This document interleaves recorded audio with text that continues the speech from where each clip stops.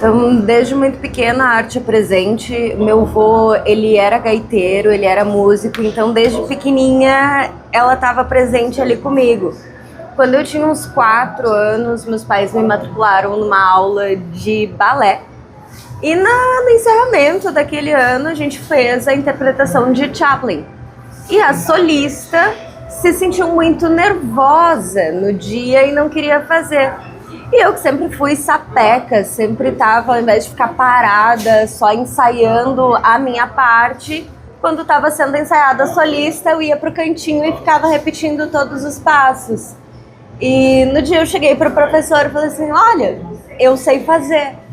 E eu fui lá, apresentei, foi maravilhoso, assim, e isso se repetiu algumas vezes em outros momentos, em as apresentações de Dia das Mães, de Dia dos Pais da escolinha, né, que ia lá e tinha que cantar e todo mundo ensaiava e na hora que tava ali com o palco, todo mundo ficava contraído e o palco sempre me chamou, eu sempre tive uma boa relação, assim, com ele.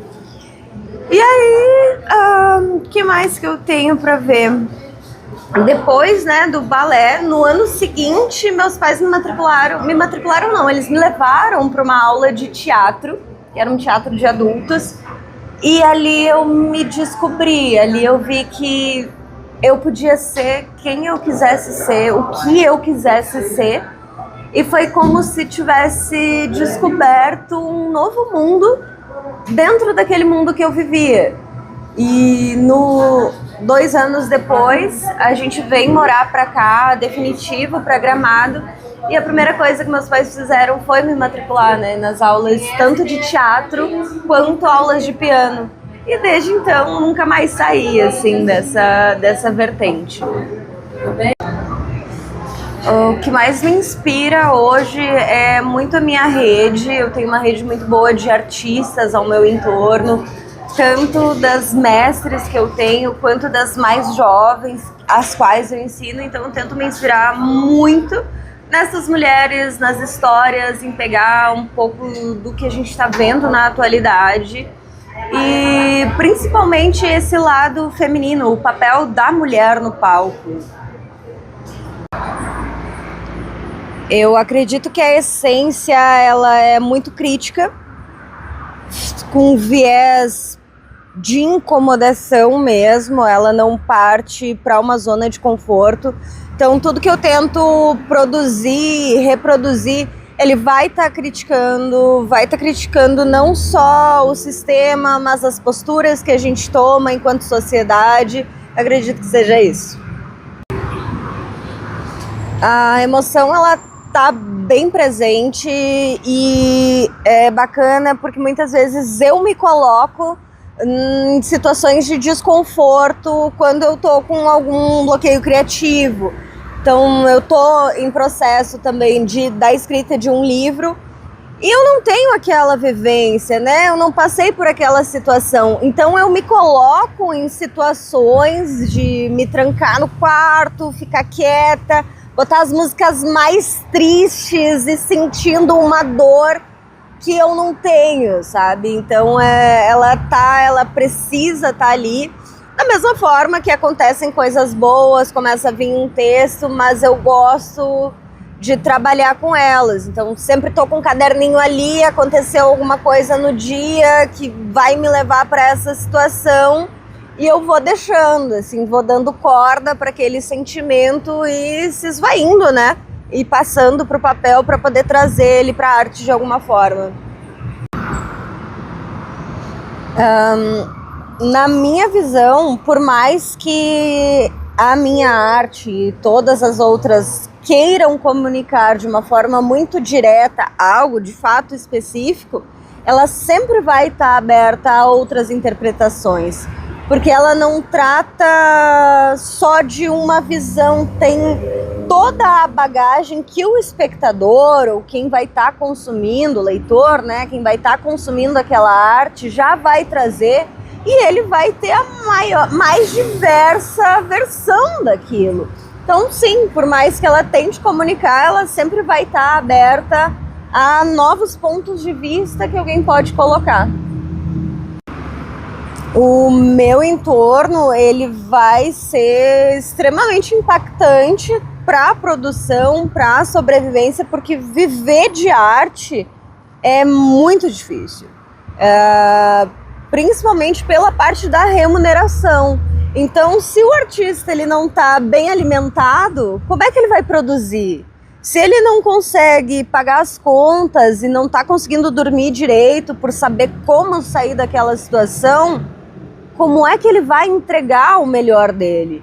Então precisa estar tudo, né, nas melhores condições de clima, de alimento, mental, para poder se entregar. Eu acredito que isso seja uma das maiores batalhas, né, do artista ser valorizado, para ele ter as ferramentas para poder entregar uma arte de excelente qualidade, bem preparada, né, sem ter tantas preocupações com o restante. Tem um espetáculo que ele marcou a minha vida de uma forma muito doida. Eu era coadjuvante nessa peça.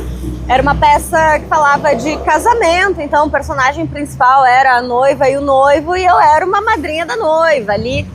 E naquele dia, nos bastidores ali, na coxia, eu tava suando, eu tava com 40 graus de febre, a maquiagem não ficava no meu corpo, né, nada, e eu tava com o figurino e fiquei ali me preparando, tentando controlar a situação, e não baixou a febre.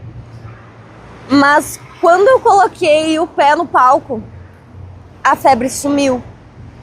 E ela foi embora, ela não voltou, e eu não consigo explicar de uma forma concreta como isso aconteceu.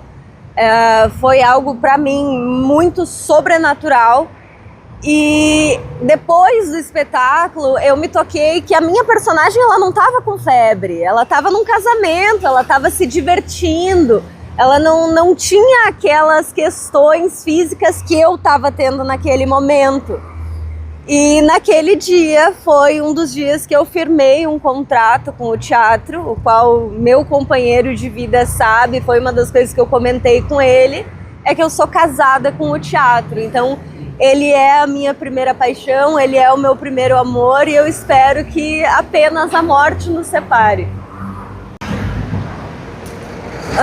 O que eu desejo alcançar ainda pela arte, eu não gosto de colocar uma meta, mas o que eu quero é poder espalhar ela para mais pessoas, para mais áreas. Eu já levei o meu teatro, já levei minhas apresentações, minhas escritas, meus textos, meus malabares por parte da América Latina, parte do Brasil, e eu quero continuar podendo fazer isso, fazer com que ela chegue cada vez mais em zonas aonde ela não chega, nas periferias, em outras cidades, para vários tipos de pessoas das mais diversas idades, e poder continuar trabalhando com isso, vivendo disso. E também espero, é claro, ser sempre muito bem remunerada, tanto eu quanto todos os meus colegas de profissão, para que a gente possa sempre estar entregando algo a mais, algo além, e algo que precisa ser ouvido, visto e escutado por todo mundo. E a minha mensagem para quem está no mundo das artes, deseja entrar no mundo das artes, não sabe o que fazer, é comece, faça. Não existe arte errada. Não tem uma fórmula mágica, uma fórmula secreta do que fazer, como fazer, o que é certo, o que é errado. Não ligue para as críticas. Todo mundo vai criticar. Todo mundo vai querer fazer, dizer que ia fazer de uma forma, que se fosse eles fariam diferente, mas pensa só, nunca são eles fazendo. Não leve tão a sério os comentários dessa galera que vai te criticar.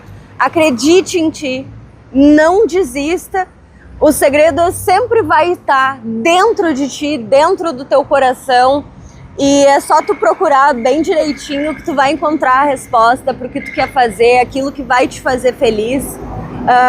Eu fiquei um tempo afastada das artes, um intervalo de 2 a 3 anos. E eu posso dizer com toda certeza que foram os anos mais tristes da minha vida, porque eu estava longe daquilo que me move, daquilo que me motiva a levantar da cama e fazer algo, deixar algo, entregar algo para alguém. Nem que seja uma única pessoa, como eu já fiz em diversos semáforos. Era eu e aquela pessoa.